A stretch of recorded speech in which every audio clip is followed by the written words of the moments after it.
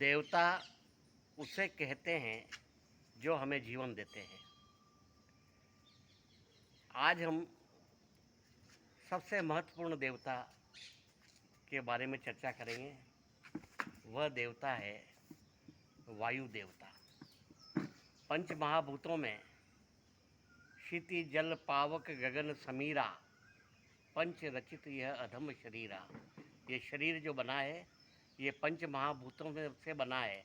उसमें वायु तत्व भी प्रमुख है। वायु जो है वह सबसे महत्वपूर्ण इसलिए है कि हवा, इससे अग्नि का अस्तित्व है, और हवा है तो उससे जल का भी अस्तित्व है। जल जो निर्मित होता है वह 2 हाइड्रोजन और 1 ऑक्सीजन से जल बनता है। H2O इसलिए बोलते हैं। और उसके लिए रामचरितमानस में भी लिखा है कि सोई जल अनल अनिल संघाता हो ही जलद जग जीवन दाता। इन अनल और अनिल के संघात से बादल बनते हैं और पानी बन करके बरसते हैं। और बिना हवा के आग भी नहीं जलती है, क्योंकि जब ऑक्सीजन होती है तभी आग जलती है। तो हवा के कारण ऊर्जा और प्रकाश, इनका अस्तित्व भी हवा के कारण है। तो अग्नि और जल ये भी हवा के कारण अस्तित्व में है। यदि हवा नहीं हो तो न तो अग्नि हो और न जल हो। वायु, इसके 49 प्रकार बताए गए हैं।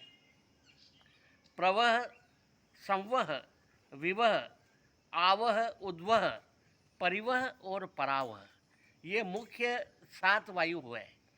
और अंतरिक्ष, ब्रह्मलोक, इंद्रलोक और पृथ्वी के मूल आधार पश्चिम भाग, पृथ्वी के मूल आधार का पूर्व भाग, पृथ्वी के मूल आधार का उत्तर भाग और पृथ्वी के मूल आधार का दक्षिण भाग, इन 7 स्थानों पर ये 7 हवा स्थित है। और इसके कारण ये सृष्टि का चक्र चलता है। और इन एक एक हवा की 7-7 उप शाखाएँ हैं। इस प्रकार 7 49 प्रकार की हवाएं होती है। रामचरितमानस में भी इसका बारे में उल्लेख मिला है कि हरि प्रेरित तेहि अवसर चलहि मरुत 49 अट्टहास करि गरजेऊ कपि बड़ लागी आकाश। तो इस प्रकार ये 49 हवाएं हैं। ये सब यदि एक साथ चलने लगे तो प्रलय का दृश्य उपस्थित हो सकता है। ये 49 तरह की जो हवाएं हैं यही सृष्टि को नियंत्रित कर रही है और उसको चला रही है। ये पृथ्वी जो अपनी धुरी पर घूमती है तो ये इस वायु के आधार पर घूम रही है। ये हवा ही इस सृष्टि को चला रही है। इसलिए हवा कितनी भारी है, कितना वजन हवा के अंदर होता है, ये हम अनुभव कर सकते हैं। परंतु उसका प्रमाण क्या है कि हवा में वजन होता है? ये शरीर है। इस शरीर से भी भारी है हमारी सांस है। तन पर भारी सांस है, इसे समझ लो खूब। मुर्दा जल में तैरता और जिंदा जाता डूब। क्योंकि मुर्दे में सांस नहीं है इसलिए वो हल्का है और पानी पर तैरता है, पर जिंदे के शरीर में सांस है इसलिए भारी है और इसलिए वो डूब जाता है। तो हवा में कितना वजन होता है? यह पावर है, हवा ऊर्जा है, और इससे इलेक्ट्रिसिटी पैदा की जा रही है। और जगह जगह पंचक्कियाँ लगी हुई है जिससे विद्युत उत्पादन होता है।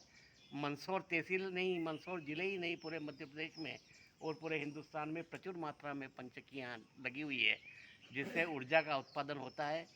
तो ये जो हवा है यह हमें ही नहीं, हमारी पूरी सृष्टि को जीवन दे रही है।